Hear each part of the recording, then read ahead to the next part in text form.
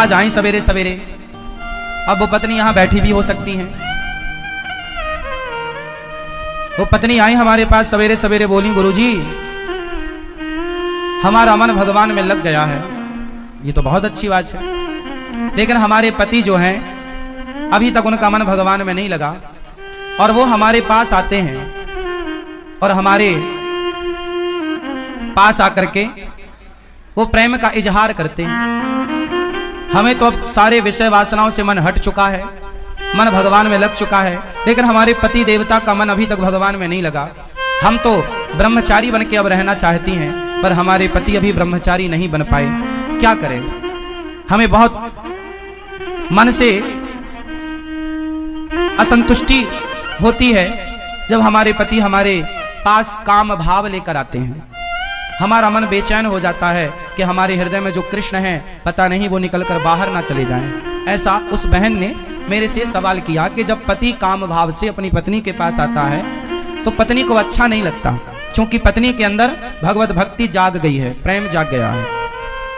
ये सवाल आप में से बहुत लोगों का भी हो सकता है, बहुत पुरुषों का भी हो सकता है, बहुत स्त्रियों का भी हो सकता है, पर चूंकि सवाल बड़ा अटपटा है तो लोगों को पूछने में भी संकोच होता है, इसलिए हम आपको इसका समाधान देते हैं। मैंने उनको ये बात समझाई, बता दिया उनको। शायद यहाँ बैठी हो तो वो, चूंकि ऐसे प्रश्न सवाल माइक में तो वो कर नहीं सकती थी, पर सवाल तो सवाल है, तो हमने उत्तर सोचा कि चलो इस बहाने आपको उत्तर दे दें।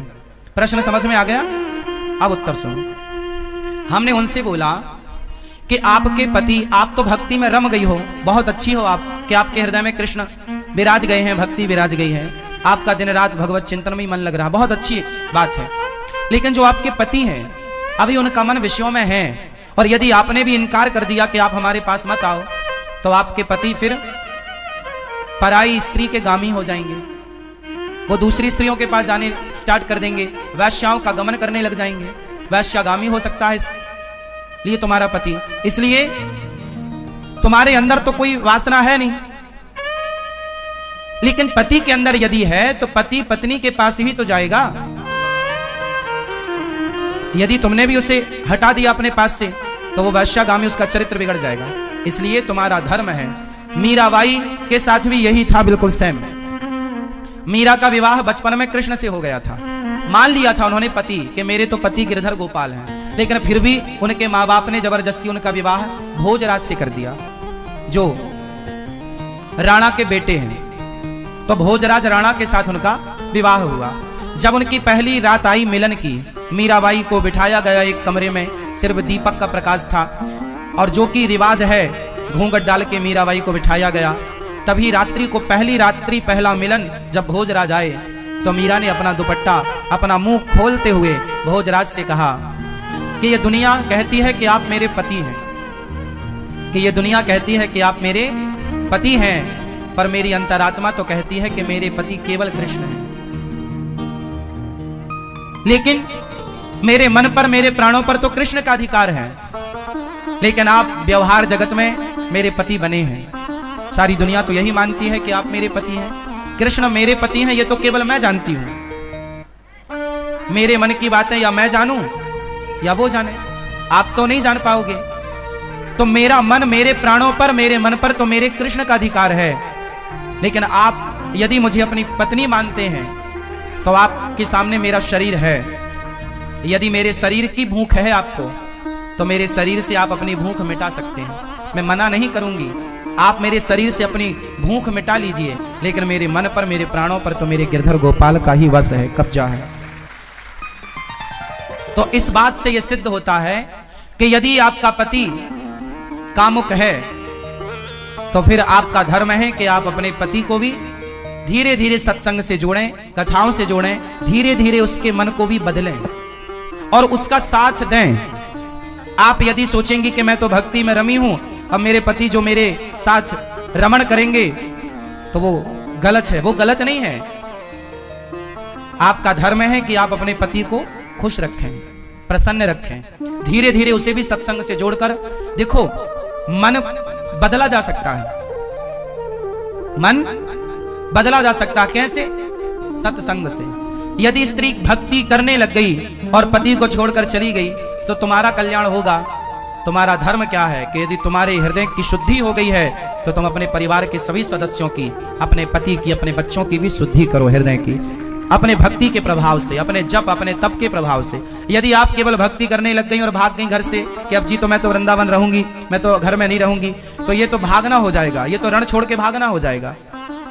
फिर आपका धाम में आकर के वास करना, अपने पति को छोड़कर, अपने बच्चों को छोड़कर, ये आपका धर्म नहीं है। धर्म तो ये है कि पति और बच्चों के साथ रहकर जो प्रेम आपके भीतर जागा है, वही प्रेम पति और पुत्र के भीतर जागा कर उनका भी कल्याण कीजिए और उनका साथ दीजिए। और ये पति पत्नी का अधिकार होता है एक दूसरे के लिए। उस अधिकार से ना पत्नी वंचित करे पति को, ना पति वंचित करे पत्नी को। पति पत्नी दोनों आप खुश हैं, ये बहुत अच्छी बात है। ना तो पत्नी पर पुरुषगामी बने, ना तो पति पर स्त्रीगामी बने। यदि कोई पुरुष पर स्त्रीगामी है, याद रखिएगा, बहुत स्पष्टता से समझिएगा, यदि कोई पुरुष पर स्त्रीगामी है और कोई स्त्री पर पुरुषगामी है, तो आप ही बताइए दोषी कौन है? उत्तर दो। यदि आपका पति पर स्त्री गामी है, मीन्स पर स्त्री के पास रहता है, तो इसका जिम्मेदार कौन है? कौन कौन? यदि पति पर पुरुषगामी है, पर स्त्रीगामी है, तो जिम्मेदार कौन है? और स्त्री यदि पर पुरुषगामी होगी तो जिम्मेदार कौन है? पति पत्नी ही जिम्मेदार है। इसलिए गृहस्थ जीवन में पत्नी का धर्म है। पत्नी को मोहिनी कहा जाता है। पत्नी को क्या बोला जाता है? भगवान नारायण ने 24 अवतारों में एक अवतार कौन सा लिया? मोहिनी अवतार। स्त्री, इसलिए हमारे भारत में श्रृंगार होता है। श्रृंगार किसका होता है? स्त्री का होता है, पुरुष का नहीं होता। स्त्री का ही श्रृंगार क्यों होता है, पुरुष का क्यों नहीं होता? 16 श्रृंगार स्त्री का है, तो 8 संस्कार पुरुष को भी होते कि भाई तू भी कुछ लिपस्टिक लगा, तू भी कुछ तो कर। सारा श्रृंगार का स्त्रियों के पास से पूरा कार्य।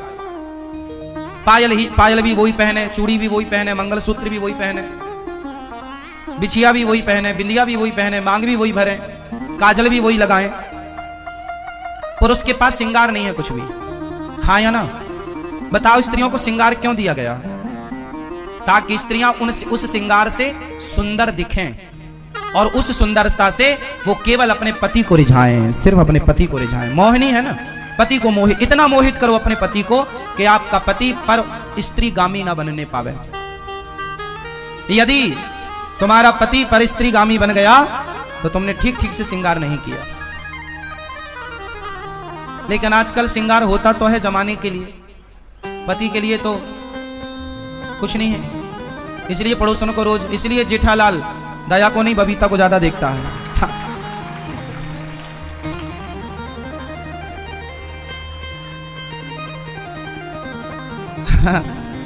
सही है ना? तो स्त्री को कैसा होना चाहिए? पति के लिए मोहिनी होना चाहिए, जो अपने पति के मन को मोहित करती रहे। और आपने यदि मोहित नहीं किया तो आपकी पड़ोसन मोहित कर लेगी, और वो मोहित करेगी तो फिर आप रोती आओगी, गुरुजी हमारे पति का चक्कर है। समस्या सब तरफ से है। मोहित करो वो अच्छा है। ये मोहित है? कहां धर्म पत्नी आपकी? घर मोहित कर लेती है वो आपको, उन्हीं से मोहित हो ना। हाँ, या तो पत्नी से मोहित रहो, या पति से, या परमेश्वर से, तीसरा कोई नहीं। और पति पत्नी का भी एक टाइम है। पति और पत्नी भी साथ में तब तक आप रमण करो जब तक कि आपके बच्चे अभी छोटे हैं। जब बाप का जूता बेटे के पांव में फिट बैठने लग जाए और माँ की चप्पल बेटी के पांव में फिट बैठने लग जाए, तब से तुम दोनों पति पत्नी को भोगी बनकर नहीं, योगी बनकर रहना चाहिए। अब आप दोनों भी कंट्रोल करो धीरे धीरे, क्योंकि हमारा उद्देश्य विषयों का भोग नहीं है। हमने विवाह भोगों के लिए किया ही नहीं था, भोगों पर कंट्रोल करने के लिए विवाह, लगाम लगाने के लिए।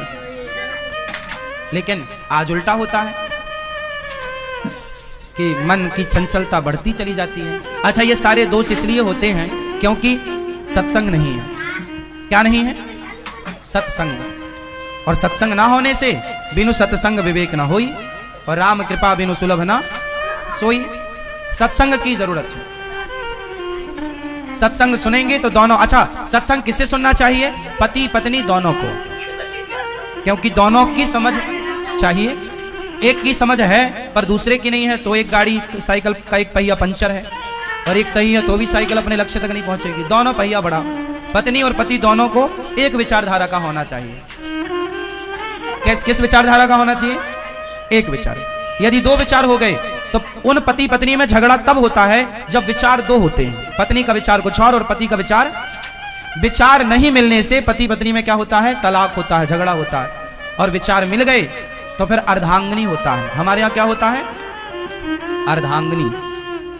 हमारे यहाँ वाइफ नहीं होती, हस्बैंड नहीं होता, हमारे यहाँ धर्म पत्नी और धर्म पत्नी।